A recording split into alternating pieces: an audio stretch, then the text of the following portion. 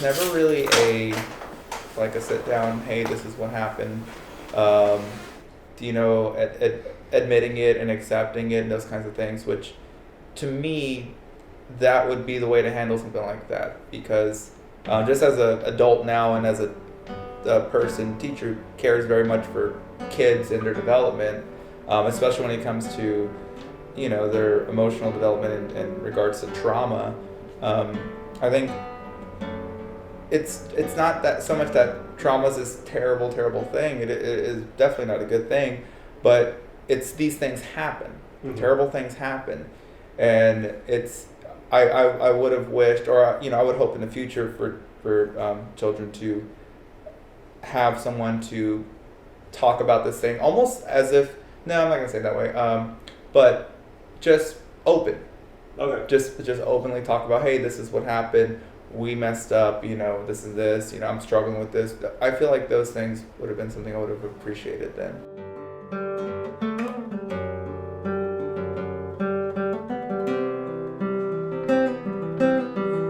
I was 9, I believe. So whatever grade that would be, like 4th grade or something.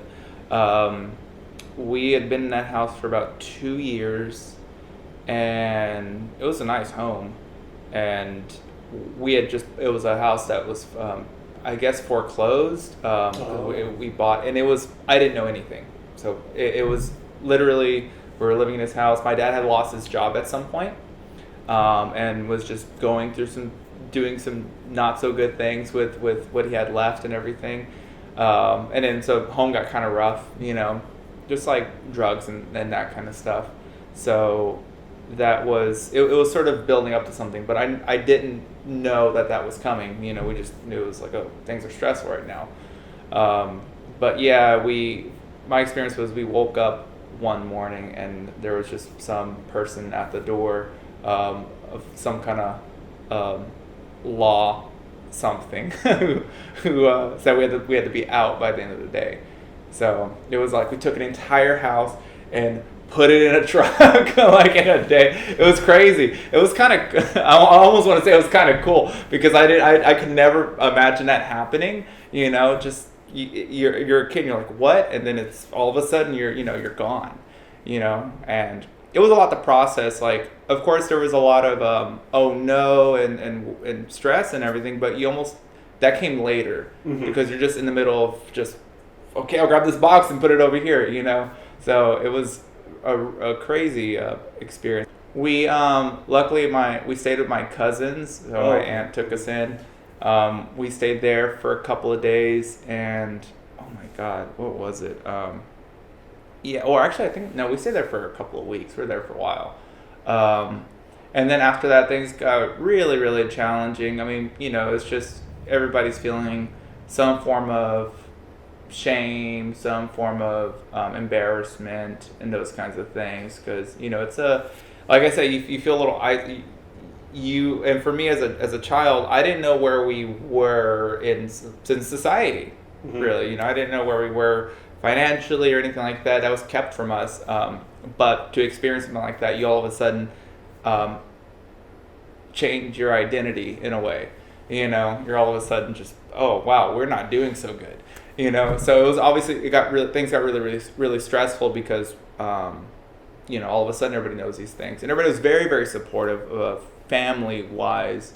Our parents, it was a really challenging time then, but yeah, and then eventually I believe our grandma helped us have a home for a period of time before we ended up renting, and from house to house after that. I think something that I kind of going back is something that connects more to a social emotional component of things, because I really do feel like it's not necessarily, especially for children, mm-hmm. and children are learning to cope with things, and we don't know how they're coping with that, and sometimes it doesn't show itself until much later in their development, where they're doing it inside, but they might seem fine on the outside. In other words, mm-hmm. they're walking, they might be eating, they might be playing, they might seem fine on the outside. They know to go through the motions of life and do what's expected of them, but there might be some really challenging questions that they're ignoring,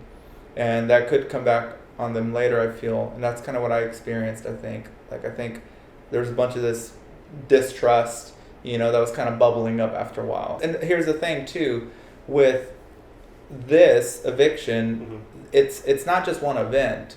There's a bunch. It's the whole series of it all, right? There are plenty of these little moments of unpredictability occurring before, during, and after that you're still having to deal with. You know what I mean? It's not just that, oh, you were evicted. It's like, this is a giant red flag for there's something really challenging going on with this family. Is how I kind of felt.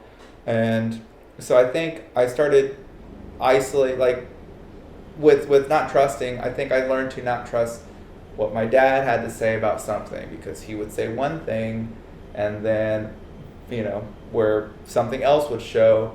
And then over time, I think I learned to sort of keep a distance from not getting too close with certain people, and that kind of thing. Not like consciously. It's just there's like this habit behavior pattern thing that kind of occurs, which I think had I at a younger age have been able to talk about this with somebody, and also not feel alone in this. I think that's that isolation component. I could have probably worked through that earlier, and without the level of just not trusting and those kinds of things. And I feel like I've been able to work through a lot of it too, and I still see it every now and again. I'm very grateful to have experiences that made me who I am, for sure. But I think that was something that I noticed was probably part of all that. I think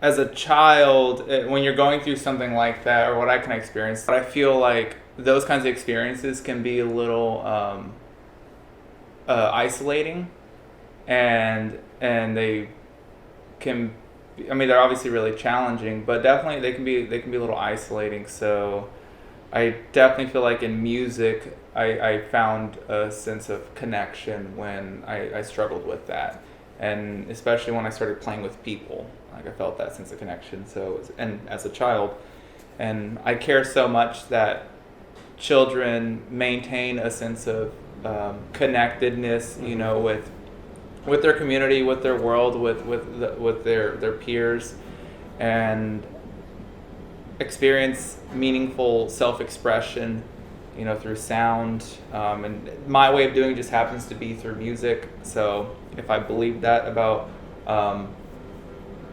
painting or something, I'd be doing it with painting, but it happens to be music. So I feel like, it's really important to foster those things like connection, self-expression, and